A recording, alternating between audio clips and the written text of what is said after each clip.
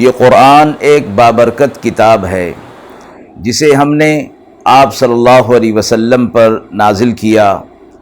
تاکہ لوگ اس پہ غور اور فکر کریں اور تاکہ اہل فہم اس سے نصیحت حاصل کریں۔ بسم اللہ الرحمن الرحیم۔ السلام علیکم ورحمۃ اللہ وبرکاتہ۔ ناظرین کرام، درس قرآن مجید کے آج کے اس پروگرام میں ہم سورہ احزاب کی آیت نمبر 4 اور 5 کا ترجمہ اور تفسیر پیش کر رہے ہیں اور آخر میں پوچھے گئے سوال کا جواب ہوگا۔ اعوذ باللہ من الشیطان الرجیم، بسم اللہ الرحمن الرحیم۔ ما جعل اللہ لرجل من قلبین فی جوفہ وما جعل أزواجكم اللائي تظاهرون منهن أمهاتكم وما جعل أدعياءكم أبناءكم ذلكم قولكم بأفواهكم والله يقول الحق وهو يهدي السبيل ادعوهم لآبائهم هو أقسط عند الله فإن لم تعلموا آباءهم فإخوانكم في الدين ومواليكم وليس عليكم جناح فيما أخطأتم به ولكن ما تعمدت قلوبكم وَكَانَ اللَّهُ غَفُورًا رَحِيمًا۔ آیات مبارکہ کا ترجمہ ملاحظہ فرمائیں۔ اللہ نے نہیں رکھے کسی مرد کے 2 دل اس کے اندر، اور نہیں کیا تمہاری بیویوں کو جن کو تم ماں کہہ بیٹھتے ہو تمہاری مائیں، اور نہیں کیا تمہارے لے پالکوں کو تمہارے بیٹے۔ یہ بات تمہارے اپنے منہ کی کہی ہوئی ہے، اور اللہ حق بات فرماتا ہے اور وہی ہدایت کا راستہ دکھاتا ہے۔ پکارو لے پالکوں کو ان کے باپ کی نسبت کر کے، یہی پورا انصاف ہے اللہ کے نزدیک۔ پھر اگر نہ جانتے ہو تم ان کے باپ کو، تو وہ تمہارے بھائی ہیں دین میں اور تمہارے دوست ہیں، اور گناہ نہیں تم پر جس چیز میں تم سے خطا ہو جائے، ہاں وہ جو تم دل کے ارادے سے کرو، اور اللہ بخشنے والا مہربان ہے۔ مذکورہ آیات سے پچھلی اور پہلی آیات میں رسول اللہ صلی اللہ علیہ وسلم کو یہ ہدایت فرمائی گئی تھی کہ کفار اور منافقین سے مشورے نہ کریں اور ان کی بات نہ مانیں۔ مذکورہ آیات میں کفار کے اندر چلی ہوئی 3 رسموں کا اور باطل خیالات کی تردید فرمائی گئی ہے۔ پہلی، زمانہ جاہلیت میں ان کے درمیان میں جو بات تھی وہ یہ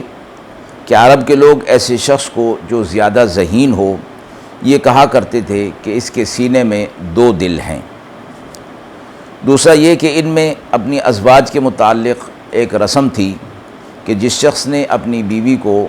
یہ کہہ دیا کہ اپنی ماں کی پیٹھ یا کسی اور عضو سے اس نے تشبیہ دے دی اور کہہ دیا کہ تو میرے لیے ایسے ہے جیسے میری ماں کی پیٹھ، اس کو ان کے محاورہ میں زہار کہا جاتا تھا، اور ان کے خیال یہ تھا کہ جس شخص نے اپنی بیوی سے زہار کر لیا وہ ہمیشہ کے لیے اس پر حرام ہو گئی، یعنی وہ گویا حقیقی ماں کی طرح ان کے کہنے کے مطابق ہو گئی۔ تیسرا یہ تھا کہ ایک آدمی کسی دوسرے کے بیٹے کو لے پالک لے لیتا، جس کو منہ بولا بیٹا کہا جاتا ہے، اور اس طرح جو وہ بیٹا بناتا تو وہ اس کا اپنا ہی بیٹا مشہور ہو جاتا اور اسی کا بیٹا کہہ کر پکارا جاتا تھا۔ ان کے نزدیک یہ منہ بولا بیٹا لے پالک بیٹا احکام میں اصلی بیٹے کی طرح مانا جاتا تھا۔ مثلا میراث میں بھی اس کی اولاد کے ساتھ حقیقی اولاد کی طرح یہ شریک ہوتا تھا، اور نسبی رشتہ داروں سے جن عورتوں سے نکاح حرام ہے یہ منہ بولے بیٹے کے رشتے کو بھی ایسا ہی قرار دیتے تھے۔ زمانہ جاہلیت میں یہ 3 باطل خیالات جو تھے ان آیات کے اندر ان کی تردید کر دی گئی۔ ان میں سے پہلے سے متعلق کہ کسی کے سینے میں اللہ رب العزت نے 2 دل نہیں رکھے، یہ اس کی تردید کی ضرورت یوں نہیں تھی کہ یہ محض فن تشریح طب کا معاملہ تھا اور انسان کے سینے میں ایک ہی دل ہوتا ہے یا 2 بھی ہوتے ہیں، تو اس کی تردید کی یا تصدیق کی ضرورت نہ تھی۔ البتہ اسی بات کو بنیاد بنا کر اگلی 2 باتوں کی تردید فرما دی گئی کہ یہ جس طرح کے اہل جاہلیت کا یہ کہنا باطل ہے کہ کسی ایک انسان کے دل میں کے سینے میں 2 دل ہوتے ہیں، اسی طرح فرمایا کہ اسی ظہار اور متبنہ کے مسائل میں بھی ان کے خیالات باطل ہیں اور قرآن مجید ان کی وضاحت کر رہا ہے۔ 3 خیالات میں سے آخری جو 2 خیال تھے یعنی ظہار کے اور لے پالک بیٹے کے، چونکہ ان سے معاشرتی اور عائلی مسائل سامنے آتے ہیں اور معاشرتی مسائل میراث کے اور عائلی قوانین اسلام کے اندر بہت اہمیت رکھتے ہیں، اس لیے قرآن مجید نے ان کی جزیات کو خود ہی بیان فرمایا ہے۔ دوسرے معاملات کی طرح نبی اکرم صلی اللہ علیہ وسلم کی طرف ان کو حوالے نہیں فرمایا گیا، اور فرمایا گیا کہ اہل جاہلیت نے اپنی بے بنیاد خواہشات سے حلال اور حرام اور جائز اور ناجائز کو خود ساختہ قوانین کے تحت بنا رکھا تھا،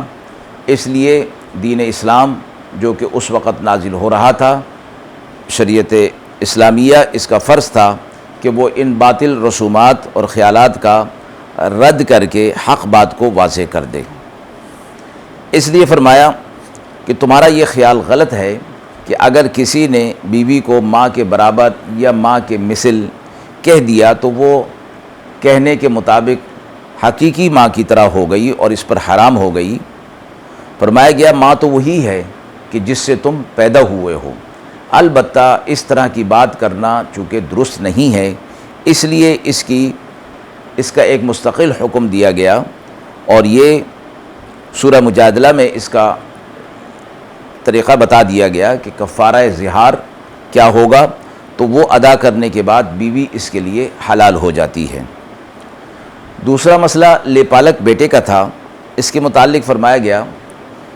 کہ وہ بیٹا ہوتا ہے کہ جسے منہ بولا بیٹا کہا جاتا ہے۔ جس طرح فرمایا گیا کہ انسان کے سینے میں 2 دل نہیں ہوتے، اور جس طرح بیوی کو ماں کے مثل کہہ دینے سے وہ ماں نہیں بن جاتی، اسی طرح بعین ہی منہ بولا بیٹا تمہارا حقیقی بیٹا نہیں بن جاتا، یعنی دوسری اولاد کی طرح، حقیقی اولاد کی طرح وہ میراث میں شریک نہیں ہوگا، اور نہ حرمت نکاح کے مسائل کے اندر یہ شامل ہوگا، اور وہ مسائل اس پر عائد ہوں گے کہ بیٹے کی متعلقہ بیوی باپ پر ہمیشہ کے لیے حرام ہو تو متبنہ یعنی لے پالک کی بیوی بھی حرام ہو۔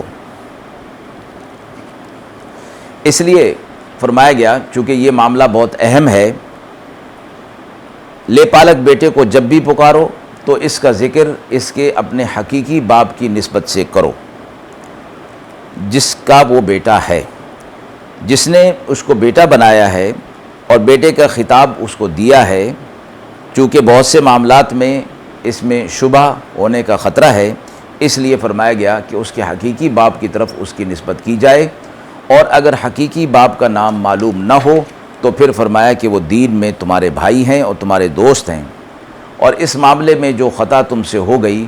وہ اللہ کے ہاں قابل گرفت نہیں، وہ معاف ہے۔ البتہ جو معاملہ تم دل کے ارادے کے ساتھ کرتے ہو گناہ کا، وہ اللہ کے ہاں پکڑ ہوگی، لیکن اس پر بھی اگر تم توبہ طائب ہو جاؤ تو اللہ غفور بھی ہے اور رحیم بھی ہے، تمہارے اس گناہ کو معاف فرما دے گا۔ آیت کے حوالے سے سوال پوچھا گیا ہے، کیا دوسرے کے بچے کو بیٹا کہہ کر پکارنا درست ہے؟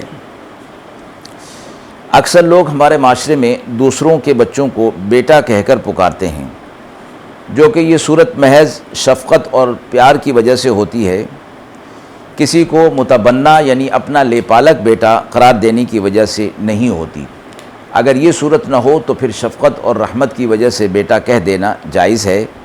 مگر پھر بھی بہتر صورت یہی ہے کہ ایسی صورت اختیار نہ کی جائے کہ جو ممانعات میں شامل ہو۔ اسی طرح لے پالک بیٹوں سے متعلق یہ بھی ہوتا ہے کہ وہ جو باپ اس کو لے پالک بیٹا بناتا ہے،